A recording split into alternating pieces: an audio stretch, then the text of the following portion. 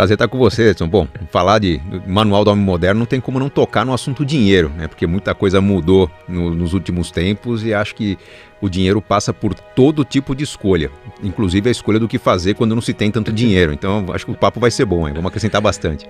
Bom, acho que quando o currículo é muito longo é sinal que a gente é velho também, né? Então, denuncio um pouco a minha idade, mas enfim, acho que eu sou especialista em inteligência financeira.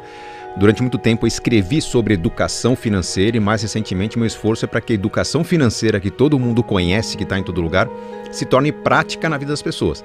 Esse desafio do entendimento dos produtos de investimento, dos juros, da inflação, o desafio disso se tornar realidade na vida das pessoas é o que eu faço com o meu trabalho. E aí, onde me dão espaço para dar uma aula como aqui, eu aproveito esse espaço para provocar as pessoas no sentido de que a informação está aí, os instrumentos estão aí. Muitas vezes não é questão de preguiça, mas é questão de você parar e pensar para tomar uma escolha melhor.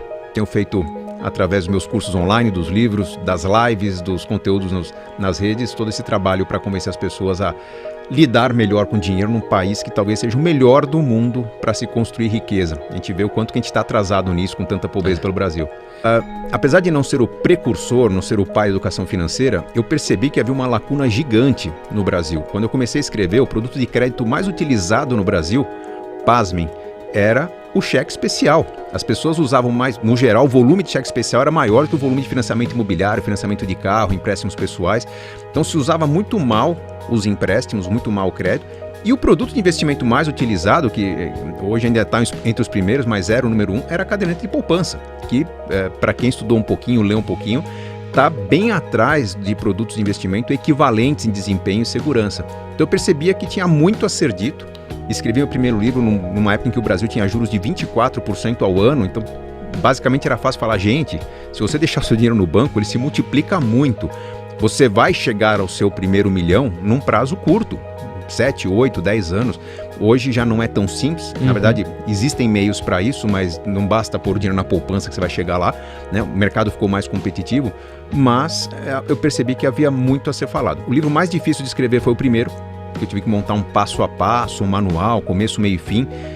Os demais, né, os outros 15 livros que eu escrevi, praticamente foram respondendo a críticas e dúvidas dos leitores dos livros anteriores. Escrevi um livro, alguns diziam, mas legal, entendi, mas e para convencer minha esposa disso, meu marido disso? Nasceu Casais Inteligentes e Enriquecem Juntos. Pô, legal, seu livro é bom, mas o capítulo de filhos é muito pequeno. Nasceu Pais Inteligentes e Enriquecem Seus Filhos. E a cada demanda do público, eu escrevia artigos, respondia textos, criava conteúdo no meu blog e esse material foi alimentando a criação de novos livros. Não diria que foi um grande trabalho. Olhando no tempo parece um trabalho muito grande, mas eu não parava para escrever um livro. Na verdade, eu parava para reunir o que eu estava produzindo nos últimos meses sobre um assunto específico. E assim nasceram 16 livros. E nessa sua jornada, como é que você resumiria o que é inteligência financeira? Inteligência financeira é colocar em prática a educação financeira que todo mundo conhece. Todo mundo já sabe, nós sabemos que 73% dos brasileiros estão endividados hoje, mas as pesquisas mostram que eles sabem o porquê. Porque caiu a renda e não tinha reserva de emergências, porque o custo fixo está muito elevado, porque comprou muito a prazo. Então as pessoas sabem o que fazer, sabem que tem que cuidar do futuro, sabem que não conseguem cuidar do futuro e tem mil desculpas para isso. A inteligência financeira é quando você consegue fazer com que essa educação financeira se torne prática. Tem componentes muito mais comportamentais do que financeiros propriamente ditos. Puxa, se eu ganho, digamos, 2 salários mínimos, que não é uma maravilha, né? O próprio DIEESE, um órgão de governo, diz que o salário mínimo deveria ser de R$6 mil no Brasil, mas se eu ganho R$2 mil, não dá para viver de maneira digna. Não dá, nas grandes cidades brasileiras. Mas será que se de repente eu tivesse um pouco mais de mobilidade, ampliasse meu leque de possibilidades, imaginasse onde que as pessoas que ganham R$2 mil por mês no Brasil vivem bem? Porque tem pessoas que vivem de uma bolsa auxílio do governo que vivem muito bem com R$400, R$500. Com R$2 mil dá para viver excelentemente bem no lugar onde você tem um rio passando no fundo de casa, você pode plantar seus próprios frutos, criar suas galinhas. Então, onde que vivem bem as pessoas que ganham R$2 mil? Ou onde que pessoas que fazem o que eu faço conseguem renda maior que eu consigo numa grande cidade e tem muita gente competindo? Então, a inteligência financeira ela traz umas provocações que não é simplesmente um serviço de coaching, né? É eu parar, pensar, organizar as ideias, entender onde é que estão as limitações do meu plano, das minhas escolhas de vida e começar a moldar minha vida com um pouco mais de independência. tem a ver com sobrevivencialismo, não depender do governo, né? Então, pô, se a conta de energia está muito cara, o que eu faço para gastar menos energia, para gerar minha própria energia? Se o carro está muito caro, como é que eu faço para me transportar gastando menos? Então, a inteligência financeira tem a ver com qualidade das escolhas. Não é simplesmente fazer as contas do quanto poupar por mês durante quanto tempo, em quanto tempo eu consigo me aposentar. Tem muito a ver com criatividade e comportamento. Nesses últimos anos, a gente tem falado bastante sobre educação financeira. Sim. É uma coisa, eu não lembro de ter tido nada disso na escola. Me ensinaram como preencher cheque, como calcular juros ali numa aula que eu claramente não prestei atenção, e é isso. E deram um tapinha nas costas e boa sorte. Isso aí. Torce pra passar na USP e ganhar um bom emprego. Vai. Onde você vê que tá o déficit? Onde é que tá essa falta dessa falta de aprendizado nosso sobre inteligência financeira? Onde é que a gente tá errando? É na primeira infância? É no colegial? É na faculdade? Onde é que tá o processo que a gente deveria melhorar? Bom, tem alguns equívocos que eram cometidos e foram corrigidos, alguns que continuam sendo cometidos. Primeiro, a falta de educação financeira é o problema número 1. Muito se aprendia sobre português, matemática, história, geografia, enfim, conteúdos que são importantes, mas que com falta de instrumentação, equipamentos, estrutura na escola, até projetos de vida, quando você não coloca um conteúdo interessante num projeto interessante, ele não decola. Então, o fato de não ter na escola uma visão do empreendedorismo, uma visão da realização de objetivos na vida, de caminhos do que você tem que concretizar na vida, eu não estou falando só de educação financeira, mas é um conjunto, né? Não tem aprendizado sobre como viver. Vários conteúdos simplesmente servem para algumas provas, né? Provas que são com visão de curto prazo. Amanhã os alunos vão fazer uma prova do PISA, né? Um Enem, e vão ser avaliados no PISA com uma nota muito baixa, mostram que o nosso conteúdo não está virando prática.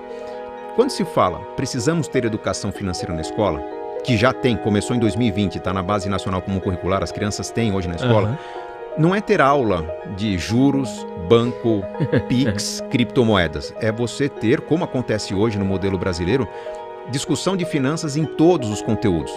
O brasileiro hoje cai em armadilhas porque não sabe ler contratos. Então vamos discutir educação financeira na aula de português.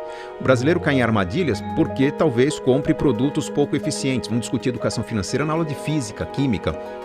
É como está a educação financeira. Os pais não veem hoje o módulo de educação financeira, mas os filhos estão aprendendo. Havia esse déficit, já corrigimos. Tem um outro déficit muito grande, que é a falta de uma visão empreendedora, que eu acho que deveria estar na escola também.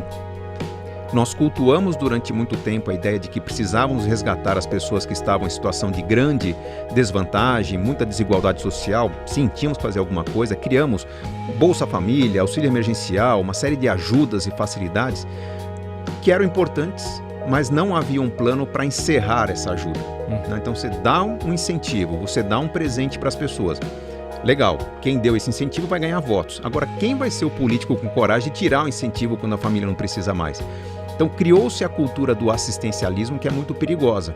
As pessoas às vezes vivem num lugar que podem criar uma horta no fundo de casa, podem colher aquela jaca ou aquela manga no pé, na árvore que está no fundo, mas a pessoa está preferindo ficar sentada em casa ou ficar mandando currículo, procurando emprego onde não tem emprego, porque se acostumou com a ajuda dos outros. E isso é muito perigoso. Perceba que se você for para um outro país, não sei se você já morou um tempo fora, eu já morei um tempo no Canadá, quando você imigra para um outro país, um país sério, pelo menos o país que eu morei era assim no Canadá, você chega, se não tem emprego, o governo te dá um programa chamado Outplacement, preparação para emprego. Legal, gratuito, e se eu tiver filhos ainda ganho uma mesadinha, $800 por mês, gratuito. Só que há um compromisso. Se em um ano eu não conseguir emprego com aquele serviço que o governo me dá, simplesmente eu sou deportado, eu volto ao meu país. Então eu tenho uma pressão para colher resultados com aquele esforço que o governo me dá. Aquilo faz com que a empregabilidade aumente bastante, o desemprego fique baixo, o governo consegue absorver uma série de imigrantes, então há uma contrapartida, não é simplesmente uma doação, tira do rico e dá para o pobre. Nós precisamos tirar dos ricos e ajudar os pobres para que os pobres fiquem ricos, e não para que os pobres continuem dependendo dos ricos. Esse é um grande buraco que nós temos no Brasil hoje. E você falou de armadilhas financeiras. Qual que você acha que é a principal armadilha financeira hoje que a gente tem aqui no Brasil? Desconhecimento. Como não assim? faltam soluções, não faltam produtos. Se eu quero dinheiro emprestado, tem recurso barato. Muitas vezes, por falta de conhecimento, vai acontecer uma situação em que eu vou tentar financiar qualquer coisa. Pode ser minha casa, pode ser meu carro, pode ser meu curso no financiamento educacional. Posso financiar um equipamento qualquer. Quando eu evito financiamento para fugir das dívidas e tento pagar à vista, assumo prestações, o financiamento custaria mais barato que o empréstimo. Mas eu não tenho um plano me dizendo que eu devo financiar algo mesmo quando eu tenho dinheiro, né? Então eu evito o financiamento e quando eu assumo prestações e lá na frente alguma coisa dá errado, eu não consigo fechar o orçamento, eu recorro a empréstimo. Empréstimo é sempre mais caro que financiamento. Tem pessoas que não têm condições de ponderar entre empréstimo e financiamento. Cara, eu preciso da casa, eu preciso do carro, eu preciso do computador e não tenho que escolher, eu vou financiar mesmo.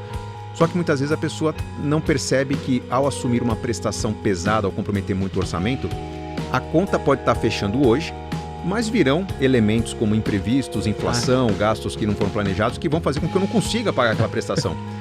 O que cabia no orçamento não cabe daqui a alguns meses. Então, mesmo que eu não tivesse planejado o empréstimo, eu acabo caindo nele. O que nós precisamos? Nos acostumar a viver um degrau abaixo, adotar um estilo de vida um pouquinho mais simples, não para empobrecer nossas escolhas. Vamos supor que eu possa pagar R$1.000 de aluguel. Cara, se eu posso pagar 1.000 de aluguel, o ideal é pagar 800. 800 eu vou morar num apartamento, numa casa talvez menor. Mas morando numa casa menor eu ainda tenho a verba de 200 por mês para talvez a cada final de semana tenho R$50 para sair de casa e curtir um circuito cultural, fazer uma experiência, participar de um curso, fazer uma pequena viagem, que vão contribuir para o meu desenvolvimento profissional, cultural como ser humano. Se por outro, eu consigo pagar R$1.000, eu pago os R$1.000, não me resta nada a não ser ficar fechado em casa. Vendo talvez o futebol, a Netflix, alguma coisa ali que, tô tendo algum lazer, mas não estou evoluindo como ser humano. Então, nos falta essa visão um pouco mais estratégica de diminuir o custo de vida para ter uma vida mais rica, para evoluir como ser humano, para criar mais contatos, aumentar minha renda e daqui a pouco com uma renda maior eu estou pagando o aluguel de R$1.000. Não porque ele cabe no orçamento, porque eu podia pagar um de 1.250, mas eu subi um degrau já que eu estou evoluindo na minha renda também. E eu sinto que é isso, assim, essa informação não chega no brasileiro, né? Às vezes é meio que o mito da caverna do Platão, sabe? Você tá na caverna, você nem sabe o que tá lá fora, porque você tá preso olhando para a parede, né? O que acontece é que há uma evolução nesse processo todo. Na verdade, quando você falou para minha família não tem dinheiro, as famílias hoje elas são muito mais ricas que no passado, mesmo quem vive em comunidade. Né? No passado, pessoas do meu nível de renda, do seu, a maioria das pessoas gastavam 80-90% da renda com comida. Nossa. Trabalhavam para pagar comida.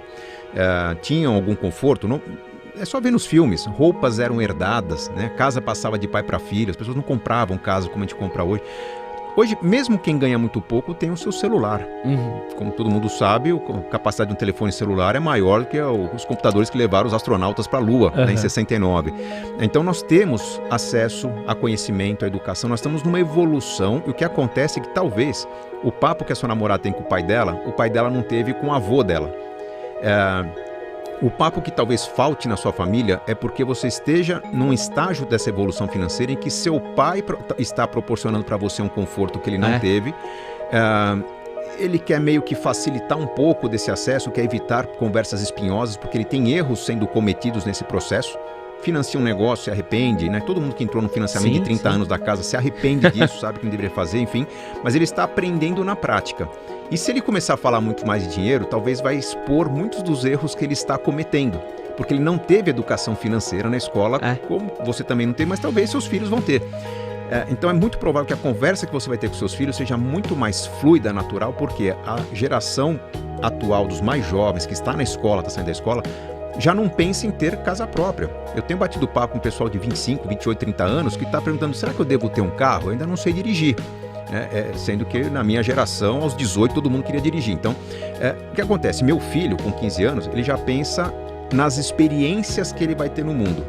Se eu falo, mas filho, e a sua casa, seu carro? Ele fala, mas não preciso ter casa e carro. Estou pensando em alugar, dividir com os amigos, morar num barco, né? Morar cada hora numa estação de trem diferente. Ele tem umas ideias assim, mas se você perguntar quanto ele espera em ter patrimônio, ele vai saber dizer o quanto ele quer ter de patrimônio aos 18, aos 24, aos 30, aos 35 anos, porque ele quer ter investimentos que gerem renda, que proporcionem experiências. É uma conversa totalmente diferente que eu tive com o meu pai, que me ensinou muito pouco sobre investimentos. Eu acho natural isso, eu acho que você deve provocar, não conversa sobre dinheiro, mas principalmente sobre planos. Se a gente for pensar numa viagem em família, se a gente for pensar, pai, onde você vai morar quando se aposentar, ou, enfim, qual vai ser o estilo de vida daqui a um tempo. Quando começa a falar sobre sonhos, naturalmente começa a falar sobre caminhos alternativos, sacrifícios que podem ser feitos, como investir para aquilo acontecer. E essa conversa ela evolui num crescente exponencial. Quanto mais você fala, o conhecimento mais se multiplica. É natural. O que eu faço no meu trabalho é provocar as pessoas a conversar mais sobre dinheiro. O livro Casais Inteligentes Enriquecem Juntos basicamente diz: falem sobre o assunto, ponham duas cabeças para pensar junto, que vocês vão encontrar soluções melhores do que cada um pensando sozinho. E isso tem que acontecer.